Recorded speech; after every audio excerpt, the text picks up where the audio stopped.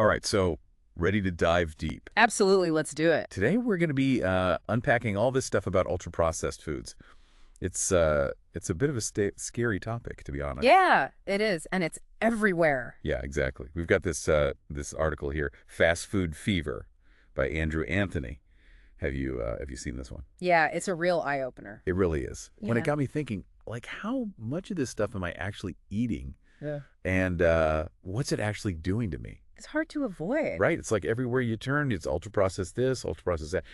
But Anthony really gets into the nitty-gritty, He's like connecting these foods to obesity, heart disease, the usual suspects. But then he goes even further. He's talking about dementia, even cancer. And there's real science behind it too. He cites studies from Nature Review's Clinical Oncology that show some pretty strong links between UPF consumption and increased cancer risk.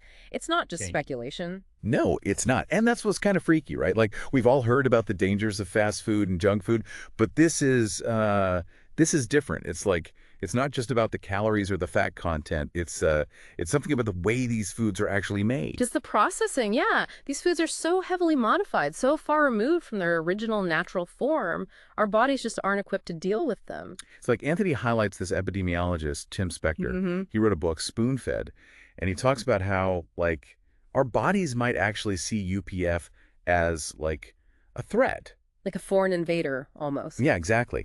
And so our immune system kicks into overdrive trying to fight it off, and that leads to like chronic inflammation, which we know is linked to all sorts of chronic diseases. It's a cascade effect. It starts with this unnatural food-like substance, and then it triggers this whole chain reaction in our bodies. So then Anthony, he throws out this statistic. He says that UPF makes up like 50 to 60% of the Western diet. Yeah, and it's convenient, it's affordable, it's everywhere. It's designed to be addictive too. The flavors, the textures, the way it makes you feel. Hmm.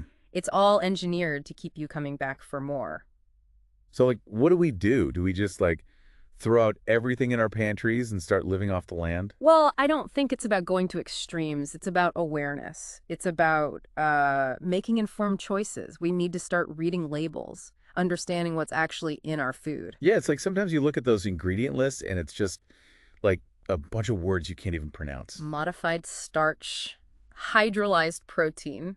What does that even mean? Right. It's like our ancestors wouldn't even recognize this stuff as food. And our bodies certainly haven't had time to adapt to it. We've evolved over millions of years to eat whole, natural foods. These ultra-processed creations are a relatively recent phenomenon, a blip on the radar, really. So it's like we're kind of in this food experiment. We don't even know what the long-term consequences are going to be. But we're starting to get some clues, and those clues aren't very reassuring. No, they're not. Hmm. So like, where do we go from here? I think it starts with education, with empowering people to make informed choices. And it also involves looking at the bigger picture, food accessibility, affordability. These are systemic issues that contribute to the problem. Yeah, it's not just about individual willpower. It's about creating a food environment that supports health. Exactly. We need to make real whole foods accessible to everyone, not just a privileged few. So we've learned a lot today about UPF. Yeah. And it's a bit overwhelming, to be honest. It is. But I think the key takeaway is awareness. We need to be mindful of what we're putting into our bodies. Read labels, cook at home more often, choose whole foods whenever possible. And it doesn't have to be all or nothing. Start small. Replace one ultra-processed snack a day with something healthier. Small changes can lead to big results, and it all starts with knowledge. So next time you're at the grocery store, take a moment to really look at what you're buying. Think about those ingredients. Think about how those foods are going to interact with your body.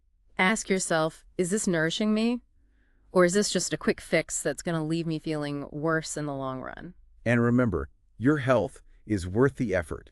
It's worth taking the time to make those better choices. Absolutely. Your health is your greatest asset. Invest in it wisely. All right, well, that's our deep dive for today. I don't know about you, but I'm definitely feeling a little more motivated to clean up my diet. Me too. It's a journey, not a destination. Exactly. Keep learning, keep exploring, and keep making those healthier choices. Thanks for joining us. Thanks for having me.